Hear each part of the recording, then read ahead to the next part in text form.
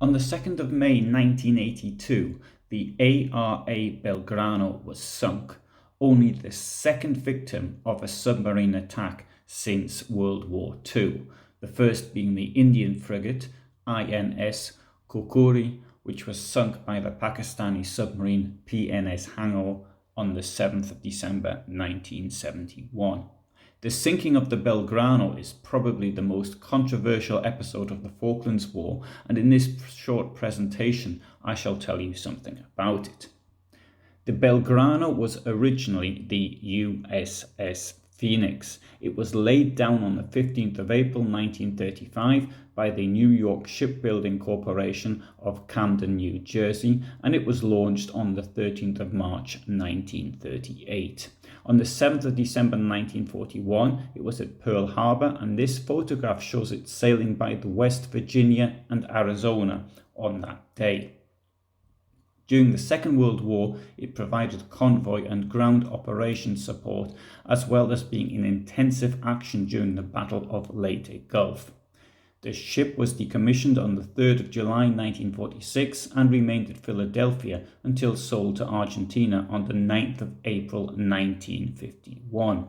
It was commissioned in the Argentine Navy as the Diecisiete de Octubre, code number C4, on the 17th of October 1951, and after participating in the coup against Perón, it was renamed the ARA General Belgrano in 1956. ARA means Armada de la República Argentina, the fleet of the Argentine Republic. The Belgrano was upgraded in 1967 to 1968 with radar from the Netherlands and British Sea-Cat anti-aircraft missiles. Now, let's move to the Falklands War. This map summarizes the situation at the end of April 1982.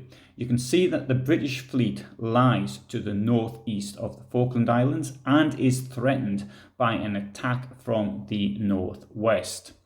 This was a possible pincer movement, as the Belgrano was patrolling in the region of the Birdwood Bank to the south of the Falkland Islands with the intention of moving north with two destroyers, the ARA Piedra-Buena, that's D29, and the Bouchard, D26.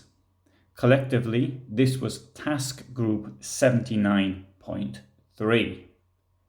It was located there and being shadowed by the British nuclear-powered hunter-killer submarine HMS Conqueror. The Birdwood Bank is a comparatively shallow area of the South Atlantic Ocean with ocean depths of between 50 and 200 meters, with steep inclines which in prehistoric times have caused major tsunamis. This was not a good area to make a submarine attack on a ship. Afraid of losing the ship as well as the anti-submarine capacity of the destroyers, the British government took the decision to sink the Belgrano whilst it had a chance.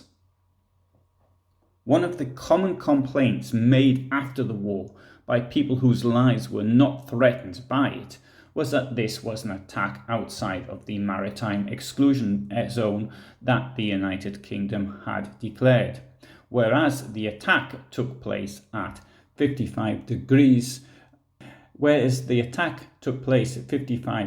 24 minutes south, 61 degrees 32 minutes west, that is to say outside of the maritime exclusion zone. The note delivered by the Swiss legation in Buenos Aires on the 23rd of April 1982 had announced that the United Kingdom reserved the right to attack anything which was threatening the task force. Any approach on the part of Argentine warships, including submarines, naval auxiliaries, or military aircraft, which could amount to a threat to interfere with the mission of the British forces in the South Atlantic, will encounter the appropriate response.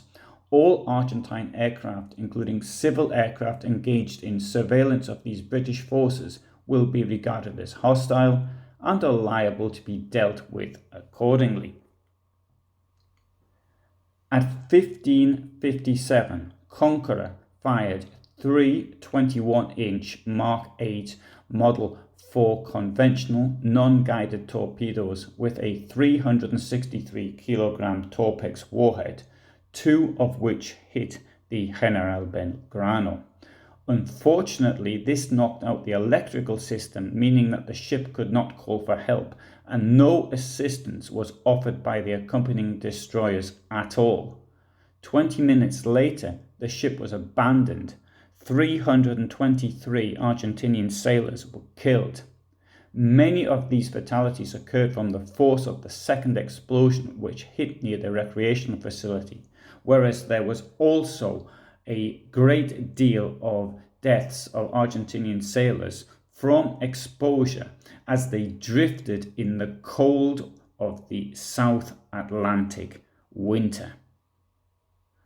Although complaining of it in various interviews, the captain of the Belgrano, Hector Bonzo, testified that the attack was legitimate, as did the Argentinian government in 1994. Argentine Rear Admiral Alara, who was in charge of the task force that the Belgrano was part of, said, "After that message of the 23rd of April, the entire South Atlantic was an operational theatre for both sides. We, as professionals, said that it was just too bad that we lost the Belgrano."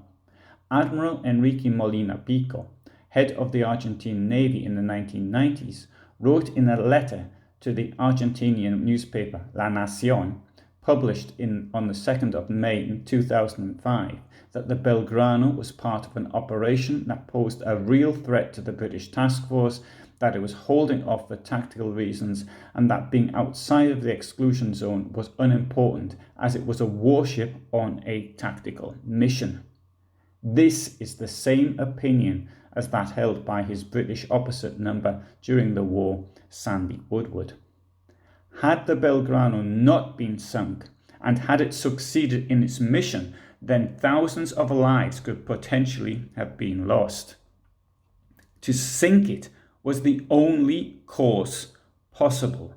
The blame for the deaths of 323 people on board the ship lies firmly with the military junta in Buenos Aires that was already responsible for the deaths of thousands of Argentinians. I hope you have found this interesting. I've done this on the 40th anniversary of the sinking, although the text I wrote was for the 30th anniversary. I upload on a Friday at 2000 hours Central European time, that's my time, and I upload occasionally at other times as well, and if you subscribe you will know when I am uploading. I was going to do a series of videos on the Falklands War, but after the war in Ukraine started with the Russian invasion, then I really didn't feel up to doing it, so I didn't do it. However, I may return to Falklands War sometime in the future. Who knows? There'll be a 50th anniversary in 10 years' time. Thanks for listening.